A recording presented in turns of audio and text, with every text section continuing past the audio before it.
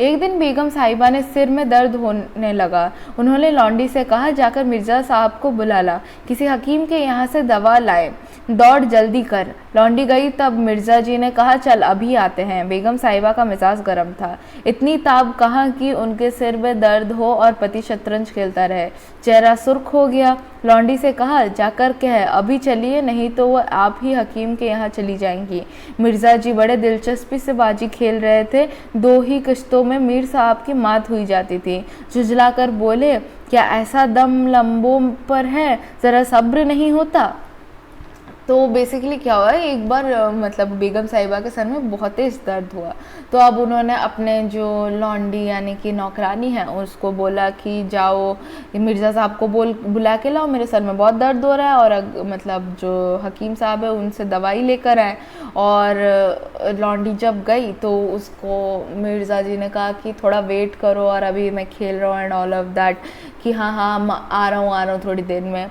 और बेगम साहिबा लेकिन गुस्सा हो गई। ऑब्वियस ही बात है, एक तो नॉर्मल डेज में आप सुन नहीं रहे हो, ऊपर से मेरी जब तबीयत ख़राब हो रही है, यानी कि जो वाइफ की तबीयत ख़राब हो रही है, तब भी आप नहीं सुन रहे हो, तो एक तरह से तो गुस्सा आएगा ही।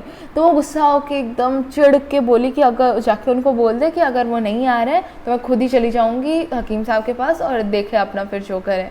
तो ऑब्वियसली बात है, एक वुमेन का जाना एक मर्द के होते हुए सही नहीं होता होगा उस टाइम पे, तो इसीलिए वो ऐसा डराने लगी अपने पति को। लेकिन जब ये सुना मिर्ज़ा साहब ने, बोला कि तो थोड़ी देर भी वेट नहीं हो सकता क्या, मैं तो अभी थोड़ी देर में ही, मतलब उनके दिमाग में यही था कि और 2 चांसेस बाद जो मीर साहब है वो हार जाएंगे और ये जीत जाएंगे। तो इसलिए वो अपना उस ताक में बैठे थे कि कैसे मीर साहब को हराए। पर मिर्ज़ा साहब इसीलिए चिढ़ गए कि मतलब ऐसा क्या, मतलब उनका इतना क्या सर दर्द में फटा जा रहा है कि थोड़ा वेट नहीं हो सकता उनसे। तो मीर ने कहा कि अरे तो जाकर सुन ही आइए ना, औरतें नाजुक मिजाज की होती है। मिर्ज़ा, जी हाँ, चला क्यों ना जाऊँ, 2 किश्तों में आपकी मात होती है। मीर, जनाब इस भरोसे ना रहिएगा, ये वह चाल सोची है कि आपके मोहरे धरे रहे और मात हो जाए। पर जाइए सुनाइए, क्यों खामखा उनका दिल दुखाइएगा। मिर्ज़ा, इस बात पर मात ही करके जाऊँगा। सो बेसिकली मीर ने कहा कि हाँ जाके देख के आओ, वैसे भी जो लेडीज़ होती है उनका तो थोड़े दिन में दिमाग ख़राब हो जाता है, तो बहुत चिढ़ जाती है और बहुत ही ज़्यादा नाजुक होती है, तो इसलिए थोड़े थोड़े दर्द में भी उनको बहुत ज़्यादा ऐसा लगता है कि उनको दर्द हो रहा है। तो मिर्ज़ा बोलते हैं, हाँ हाँ आप तो चाहते ही हैं कि मैं चला जाऊँ, क्योंकि आपको तो पता है और 2 चांसेस बाद तो आप पढ़ने वाले हो, मतलब कह सकते चेस में, ठीक है। तो मीर साहब ने कहा कि हाँ हाँ ऐसा मत सोचिए आप, मतलब मैंने जो अभी जो चाल सोच के रखी है ना, वो उसमें तो आप मरने वाले हो और थोड़े देर में, तो इसीलिए मेरे जो बाकी गोटियां हैं उनमें से तो कुछ भी नहीं जाएगा, लेकिन आपके गोटियां सब मर जाएंगे और आप ये गेम भी हार जाएंगे। तो वो मिर्ज़ा ने कहा, अच्छा ऐसी बात, तो देखते हैं फिर, मैं अब तो आपको मतलब हरा के ही जाऊँगा।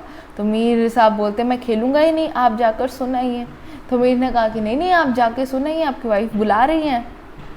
तो मिर्ज़ा ने कहा, अरे यार जाना पड़ेगा हकीम के यहाँ, सिर दर्द खाक नहीं, मुझे परेशान करने का बहाना है। मीर, कुछ भी हो उनकी खातिर तो करनी ही पड़ेगी। मिर्ज़ा, अच्छा एक चाल और चल लूँ। तो बेसिकली क्या हुआ, मिर्ज़ा ने कहा कि अरे नहीं यार मैं जा नहीं सकता, मतलब लेकिन फिर भी जाना तो पड़ेगा, क्योंकि ये जो मेरी वाइफ है उनका सिर दर्द एक्चुअली में तो कुछ है नहीं, बस ये सब बहाना मार रही है मुझको परेशान करने के लिए। तो मैंने कहा जो भी हुआ आप जाके देख के आइए, आपकी वाइफ आपको बुला रही है। तो बोलता कि हाँ हाँ और एक चांस चल लेता हूँ, फिर चलता हूँ। फिर मीर बोले कि हरगिज़ नहीं, जब तक आप सुन ना आएंगे मैं मोहरे में हाथ ही ना लगाऊंगा। मिर्ज़ा साहब मजबूर होकर अंदर गए तो बेगम साहबा ने त्योरिया बदल कर लेकिन कराहते हुए कहा, तुम्हें निगोड़ी शतरंज इतनी प्यारी है, चाहे कोई मर ही जाए ऊपर उठने का नाम नहीं लेते, नौज कोई तुम जैसा आदमी हो। तो नौज का मतलब होता है ईश्वर ना करे, ठीक है। तो बेसिकली वो बोलते कि मतलब मीर साहब ने जैसे फाइनली कहा नहीं नहीं मैं तो खेलूंगा ही नहीं, एक चांस भी नहीं खेलूंगा। और ऑब्वियसली शतरंज अगर दोनों ना खेले तो नहीं खेला जा सकता। तो वो जब मीर साहब नहीं माने खेलने के लिए तो मिर्ज़ा साहब को जाना ही पड़ा। और मिर्ज़ा साहब जब अंदर गए तो बेगम साहिबा तो गुस्से में बैठी थी, लेकिन बेचारी को दर्द भी हो रहा था सर में बहुत ज़्यादा। तो उन्होंने कहा कि तुमको बस इतना भी नहीं समझ आ रहा कि एक इंसान मर ही जाए क्यों ना, लेकिन तुमको शतरंज इतनी प्यारी है कि तुमको कोई फ़र्क ही नहीं पड़ता मुझको इतना ज़्यादा मेरे साथ क्या हो रहा है, तो भगवान ना करे कि किसी और के साथ ऐसा कुछ हो। तो मिर्ज़ा ने कहा कि क्या कहूँ, मीर साहब मानते ही ना थे, बड़ी मुश्किल से पीछे छुड़ा कर आए हूँ। आप खुद सोचोगे किसने मतलब पीछा छुड़ाया है एग्जैक्टली। मीर साहब के इतने कहने के बाद ये गए हैं, नहीं तो फिर तो ये जा ही नहीं रहे थे और इनका नाम बस दिए जा रहे थे। फिर बोले कि बेगम क्या जैसे वो खुद निकट्टू है वैसे सबको समझते हैं, उनके भी तो बाल बच्चे हैं, या सबका सफाया कर डाला। मिर्ज़ा बड़ा लती आदमी है, जब आ जाता है तब मजबूर होकर मुझे भी खेलना पड़ता है, दुत्कार क्यों नहीं देते। मिर्ज़ा बोलते हैं कि बराबर का आदमी है, उम्र में दर्जे में मुझसे 2 उंगल ऊंचे, मुलाहिज़ा करना ही पड़ता है। तो बेसिकली उन्होंने कहा कि ये जो मीर साहब हैं बहुत ही अजीब इंसान है और हर टाइम ही यहाँ पे ही बैठे रहते हैं और मैं बहुत मुश्किल से उनको पीछा छुड़ा के आया हूँ। तो बेगम बोलने लगी कि क्या अपने खुद जैसे बेकार इंसान है वैसे ही तुम्हें भी समझते हैं क्या, बाकी सबको भी समझते हैं क्या, खुद के जो बाल बच्चे थे उनका क्या किया, उनको भी ज़िंदा रखा है कि मार वार डाला। तो बहुत ज़्यादा सार्कास्टिक होके बेगम साहिबा बोली ये सब। तो बोलते कि बहुत ज़्यादा ही उसको लत है ये गेम खेलने की और इसीलिए हर टाइम बस आके बस यही खेलूँगा बोलता रहता है और उसके साथ मुझे भी उसका साथ देना पड़ता है। तो बोलते कि तुम डांट के भगा क्यों नहीं रहते या फिर चिढ़ क्यों नहीं जाते। तो बोला कि मतलब मेरे से बराबर क्या, मेरे से थोड़ा ज़्यादा ही ऊंचा आदमी है वो और इसीलिए हमेशा ही उसका एक रिस्पेक्ट रखना पड़ता है, इसीलिए मैं ऐसा सब तो नहीं कर सकता। फिर बेगम बोलती है तो मैं ही धुतकार देती हूँ, नाराज़ हो जाए तो हो जाए, कौन किसी की रोटियां खिला लेता है, रानी रूठेंगी अपना सुहाग लेंगी, हरिया जा बाहर से शतरंज उठा ला, मीर साहब से कहना मियाँ अब ना खेलेंगे, आप तशरीफ़ ले जाइए। मिर्ज़ा हाँ कहीं ऐसा गज़ब भी ना करना, जलील करना चाहती हो क्या, ठहर हरिया कहाँ जाती है। बेगम जाने क्यों नहीं देते, मेरा ही खून पिए जो उसे रोके, अच्छा उसे रोको और तो मुझे रोको तो मैं जानूँ। तो बेसिकली क्या हुआ कि मतलब उसे रोका मुझे रोको तो मैं जानूँ। तो बेसिकली क्या होता है, पहले तो बेगम ने कहा कि अच्छा तुम तो कुछ नहीं कर सकते लेकिन मैं तो उनका दुत्कार सकती हूँ या फिर डांट सकती हूँ या फिर उनको जलील कर सकती हूँ, राइट। तो मैं चली जाती हूँ उनको ऐसा परेशान करने या फिर क्या बोलते हैं ये सब एक बार में बंद करवाने, क्योंकि जब अगर खुद रूठेंगे तो अच्छा ही है, मेरा तो अच्छा ही यहाँ पे नहीं आएंगी। और बाहर से ही शतरंज उठाने के लिए अपनी एक हरिया नाम की दासी को बोला। तो वो और मीर साहब को बोलते कि और मिर्ज़ा साहब और नहीं खेल सकते, आप प्लीज़ अपने घर निकल लीजिए। तो मिर्ज़ा ने कहा कि अरे ऐसा सब मत करना, उनको मतलब बहुत बुरा लगेगा, वो जलील हो जाएंगे। तो बेगम बोलती है कि क्यों नहीं जाने देते और मेरे मतलब उनको नहीं जाने दे रहे हो, मतलब तुम चाहते हो कि वो मेरा ही खून पिए, मैं ही परेशान हमेशा होती रहूँ। अच्छा तो उसको हरिया को रोक रहे हो ना, ठीक है उसको तो रोक सकते हो लेकिन मुझे कैसे रोकोगे, तो मैं ही जाती हूँ। और ऐसा कह के मतलब बेगम साहिबा बहुत ज़्यादा गुस्से में उठ के एकदम दीवान खाने की ओर चली गई है। दीवान खाने यानी कह सकते हो कि एक जो ड्राइंग रूम टाइप्स। तो मिर्ज़ा बेचारे का रंग उड़ गया, बीवी के से मिन्नतें करने लगे, खुदा के लिए तुम्हें हज़रत हुसैन की कसम। तो अब मिर्ज़ा साहब तो मतलब एकदम बहुत चक्के से रह गए कि उनको तो समझ ही नहीं आ रहा था क्या करूं, कैसे संभालूं अपनी वाइफ को। तो बार बार उनको प्रे कर रहे थे कि नहीं ऐसा मत करो, ये सब करना ठीक नहीं होगा, तुमको भगवान की कसम है, तुमको खुदा की कसम है, तुम ऐसा मत करो,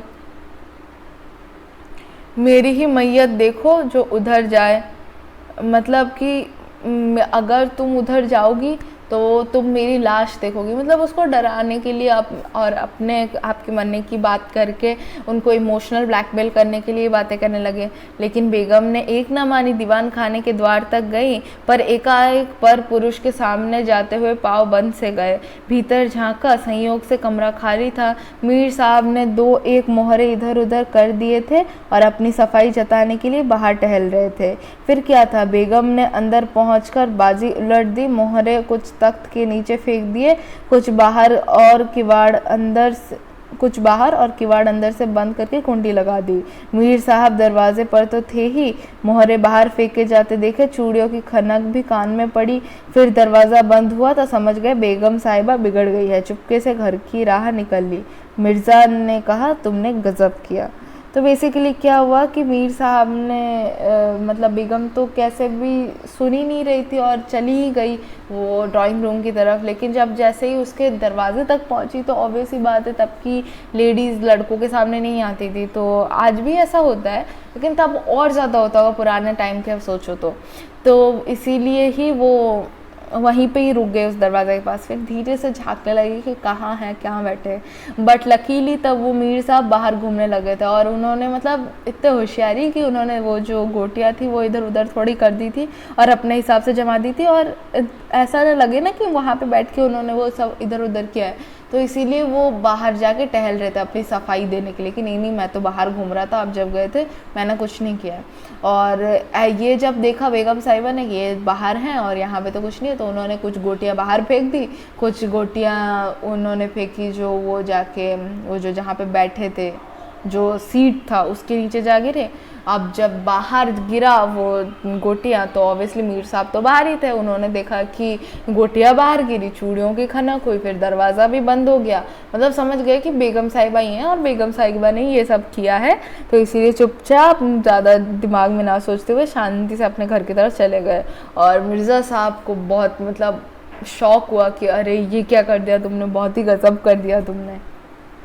तो अब बेगम साहिबा तो चिढ़ चुकी हैं, तो बोलती है अब मीर साहब इधर आए तो खड़े खड़े निकलवा दूंगी, इतनी लौ खुदा से लगाते तो वली हो जाते। आप तो शतरंज खेलें और मैं यहाँ चूल्हे चक्की की फिक्र से सिर खपाऊं। जाते हो या हकीम साहब के यहाँ अब भी तामुल है। मिर्ज़ा घर के और निकले तो हकीम के घर जाने के बदले मीर साहब के घर पहुँचे और सारा वृतांत कहा। तो बेसिकली हमारी बेगम साहिबा तो चिढ़ गई थी और उन्होंने कहा कि अब नेक्स्ट टाइम से आपके दोस्त आए तो मैं तो ऐसे उनको गेट आउट करवा दूंगी। बट और अगर स्नेह भगवान से रखते, इतनी श्रद्धा भगवान में रखते तो शायद आज मुक्त हो जाते अपने इस जीवन से। तो इससे अच्छा है कि मतलब आप लोग बैठ के मतलब चूल्हे चकेगा तो कुछ आपको टेंशन है नहीं, ये सब का टेंशन मैं लेती रहूँ, अपने पूरे घर का टेंशन मैं लेती हूँ और आप बैठ के बस शतरंज खेलते रहते हो अपने दोस्त के साथ। इसलिए चुपचाप जाओ अब हकीम साहब के पास और वहाँ से मेरे लिए दवाई लेके आओ, मेरे सर में बहुत दर्द कर रहा है, या और भी कुछ बाकी है फालतू का और कुछ हिचकिचाहट है और भी कुछ बोलना है आपको कि जाते हो हकीम साहब से दवाई लाने। तो मिर्ज़ा जी निकल तो गए हकीम साहब के पास जाने का बोल के, लेकिन गए मीर साहब के घर और वहाँ जाके पूरा कहा कि नहीं नहीं भाई ऐसा था इसलिए ऐसा सब हो गया। मीर साहब बोले मैंने तो जब मोहरे बाहर आते देखे तभी ताड़ गया, फ़ौरन भागा, बड़ी गुस्सेवर मालूम होती है, मगर आपने उन्हें यूं ही सर चढ़ा रखा है, ये मुनासिब नहीं। उन्हें इससे क्या मतलब कि आप बाहर क्या करते हैं, घर का इंतज़ाम करना उनका काम है, दूसरी बातों से उन्हें क्या सारोकार। मिर्ज़ा खैर ये तो बताइए कि अब जमाव कहाँ होगा, इसका क्या गम है, इतना बड़ा घर पड़ा है बस यहीं जमे। मीर साहब जी ने ऐसा बोला। तो बेसिकली क्या होता है कि जब वो वहाँ पहुँचे उन्होंने सब बताया तो मीर साहब ने कहा कि नहीं वो तो मुझे पता चला कि आपके घर से जब गोटियाँ बाहर फेंकी ना तो मेरे को समझ आया, तो मैं इसीलिए चुपचाप आ गया भाई अपने घर पे। लेकिन आपकी वाइफ को देख के लगता है कि बहुत ज़्यादा चिड़ी चिड़ी रहती है, मतलब इतना तो नहीं चिढ़ना चाहिए उनको। ये बैठ के अपनी टिप्पणी देने लगे कि उनको क्या मतलब है कि आप क्या कर रहे हो, आप तो अपना जो भी काम करो घर के बाहर, उनको तो घर से मतलब होना चाहिए, घर पे रहना चाहिए। आपने उनको ज़्यादा सर पे चढ़ा रखा है, नहीं तो वो इतना ज़्यादा गुस्सा नहीं करती। तो मिर्ज़ा जी ने कहा ठीक है वो तो ठीक है, आपका सब ज्ञान मान रखो साइड में, लेकिन पहले मुझे बताओ कि क्या करना है, अभी कहाँ पे खेलें हम और कहाँ पे अपना बोया बिस्तरा बिछा के बेसिकली अपना शतरंज का वो बिछाएं और खेलें हम शतरंज। तो इसमें कौन सी बड़ी बात है, इतना क्या दिमाग लगा रहे हो, कोई नहीं ये घर इतना तो बड़ा सा पड़ा है, आराम से यहाँ पे आओ, यहाँ पे ही जम जाते हैं दोनों दोस्त। तो उसके बाद मिर्ज़ा जी ने कहा लेकिन बेगम साहिबा को कैसे मनाऊंगा, घर पर बैठे रहता था तब इतना बिगड़ती थी, अब यहाँ बैठक होगी तो शायद जिंदा ना छोड़ेंगी। मीर साहब ने कहा अजी बकने भी दीजिए, 2-4 रोज़ में आप ही ठीक हो जाएंगी। हाँ पर इतना कीजिएगा कि आज से जरा तन जाइएगा। राज्य में हाहाकार मचा हुआ था, प्रजा दिन दहाड़े लूटी जाती थी, कोई फरियाद सुनने वाला न था। देहातों के सारी दौलत लखनऊ में खींची आती थी और वह वेश्याओं में, भांडों में और विलासिता के अन्य अंगों में पूर्ति की में उड़ जाती थी। अंग्रेज कंपनी का ऋण दिन दिन बढ़ता जाता था। कमली दिन दिन भीकर भारी हो जाती थी। सो बेसिकली क्या हुआ कि मिर्ज़ा साहब ने कहा कि हाँ वो तो सब ठीक है, लेकिन घर पे जब नॉर्मली बैठा रहता था तब वो इतना चिढ़ती थी। सोचो कि मैं घर से बाहर निकल के यहाँ पे शतरंज खेलने आऊँगा तो मेरा वो जीना ही मुश्किल कर देगी, क्योंकि उनको तो पता था ना कि वो तो मीर साहब का नाम ले रहे थे, अब वो किसका नाम लेंगे, क्योंकि अब तो वो खुद जाएंगे बाहर। तो उन्होंने कहा कि हाँ नहीं कोई आपकी वाइफ को बोलने दीजिए जो बोलना, और आप तो उनको ऐसे ही छोड़ दीजिए, कुछ दिन बोलेंगे फिर छोड़ देंगे आपको, और आप बस इतना कीजिए कि अब से मतलब उनसे डरना मत, आप मतलब इस बात पर अड़े रहना कि आपको उनके सामने एकदम स्ट्रॉन्ग रहना है। तो ये तो चल रहा था। इसके अलावा एक सराउंडिंग की बात बताएगी कि लखनऊ में अगर हर कोई इस तरह से कह सकते हैं कि विलासिता में डूबा होगा और हर तरीके से बस लेज़ी बना होगा, आलस्य से अपना प्रेम जता रहा होगा, तो क्या ही हो सकता है। तो राज्य में हाहाकार मचना तो था ही। तो इसीलिए राज्य बहुत ही एक तरीके से बहुत बड़े कह सकते हैं कि दुर्घटना की आशंका थी, क्योंकि ये तूफान ही आने वाला था। क्योंकि अब जब सब कोई जिनके पास पैसे हैं वो लोग अगर अपने पैसे लुटाते फिरे जो जहाँ उनका मन करे, और एक्चुअल जहाँ खर्च करने चाहिए वहाँ ना खर्च करके बस अपने मज़े के लिए लुटाते फिरे, तो जिन लोगों के पास पैसे नहीं है इवेंचुअली इनके पैसे तो ख़त्म हो गए, तो ये क्या करेंगे, इनके नीचे जो लोग काम करते हैं जो भी हैं उनको डरा धमका के उनसे ज़बरदस्ती काम कराएंगे और अपना मतलब पैसे इकट्ठा करके जहाँ पे इनको मन है वहाँ खर्च करने की कोशिश करेंगे। तो उसी तरीके से सब लोग काम करते थे, और केवल जो वैश्याएँ हैं या बाकी सारे जो लोग हैं जो उनके काम मतलब उनके मज़े कर जाते थे या उनका मनोरंजन करते थे, उनको सब पैसे बांटते थे।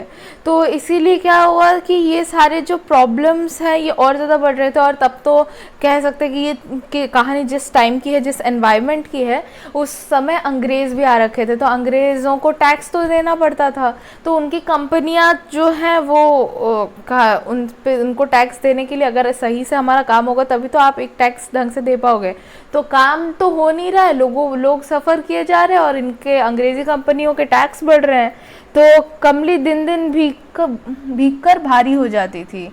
देश में सुव्यवस्था ना होने के कारण वार्षिक कर भी वसूल ना होता था।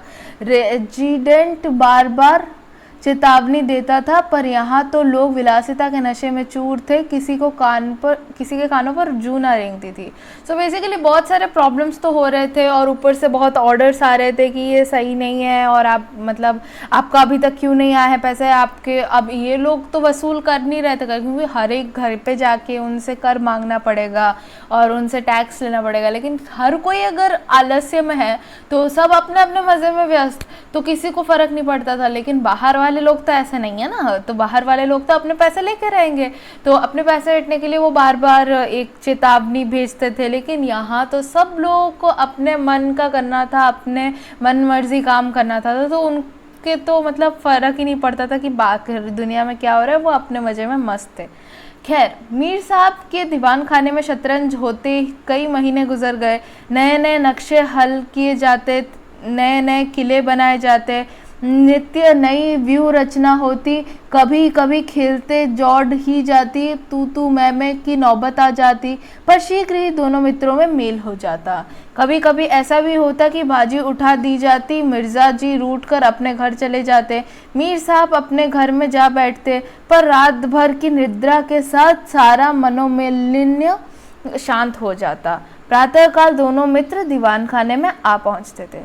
सो बेसिकली ये सब तो थी बाहर की बात है, लेकिन अब जब मीर साहब के घर पे इन्होंने सोचा था कि यहाँ पे खेलेंगे, तो अब ऐसा करके उनके दीवान खाने में, उनके जो ड्राइंग रूम है वहाँ पे बैठ जाते थे दोनों दोस्त, और फिर नए नए दांव पेच उनके चले जाते थे। और उसी के साथ साथ कभी कभी ऐसा भी हो जाता है कि नहीं मैंने तो इसको सही चला है, तुमने तो उसको गलत चल लिया, और ऐसा नहीं होता ऐसा होता है बोल के थोड़ी झगड़ेबाजी भी हो जाती थी, लेकिन वो भी ठीक हो जाता था दोनों दोस्तों में।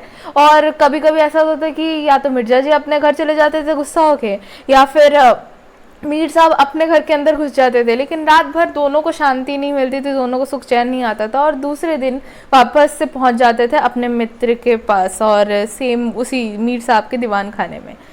एक दिन दोनों मित्र बैठे हुए शतरंज की दलदल में गौते खा रहे थे। इतने में ही घोड़े पर सवार एक बादशाही फौज का अफसर मीर साहब का नाम पूछता हुआ पहुंचा।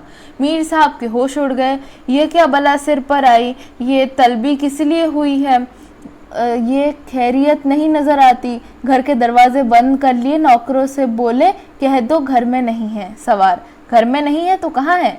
नौकर, ये मैं नहीं जानता, क्या काम है। सवार, काम तुझे क्यों बताऊंगा, हुजूर में तलबी है, शायद फौज के लिए कुछ सिपाही मांगे गए हैं। जागीरदार है कि दिल लगी, मोर्चे पर जाना पड़ेगा तो आटे दाल का भाव मालूम हो जाएगा।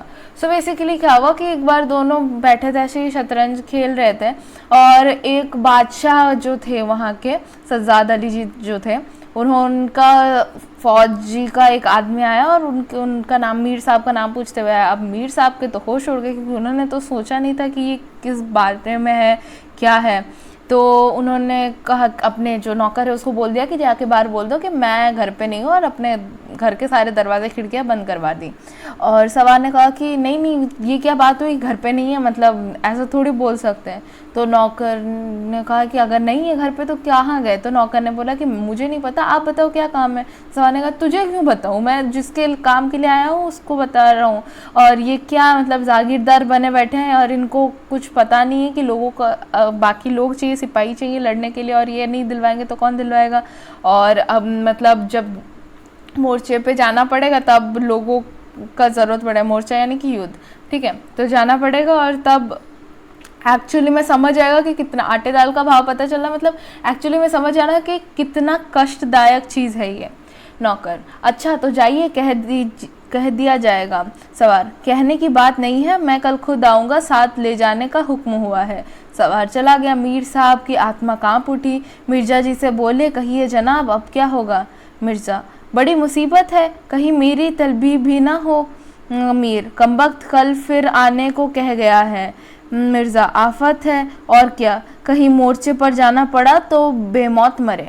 सो बेसिकली अब युद्ध करने के लिए तो इनको जाना पड़ेगा, और क्योंकि जागीरदार ने बुलाया है तो जाना तो पड़ेगा। लेकिन प्रॉब्लम ये थी कि बादशाह ने बुलाया तो जाना पड़ेगा, और प्रॉब्लम ये थी कि ये इनको अब डर लगने लगा कि नहीं नहीं यहाँ कैसे जाएंगे, मतलब ये शतरंज में युद्ध, वही इंसान जो बोल रहा था कि हम तो युद्ध कर रहे हैं और ये खेल रहे हैं ताकि हम दाव पेच सीख सके और युद्ध में ये काम आएगा, हम अपना दिमाग लगा सके, अब वही इंसान युद्ध से डर रहा है। सोचो, मतलब आपको शतरंज में यहाँ पे डर नहीं लग रहा है युद्ध करने में, और इसी मतलब फालतू के आपने एक्सक्यूजेस दिए हैं ये गेम खेलने के लिए, बट अब आपको जब रियल लाइफ में युद्ध करना है तो इन दोनों की बहुत ज़्यादा डर लग रहा है, और दोनों ही सोच रहे हैं कि अरे अब क्या करेंगे।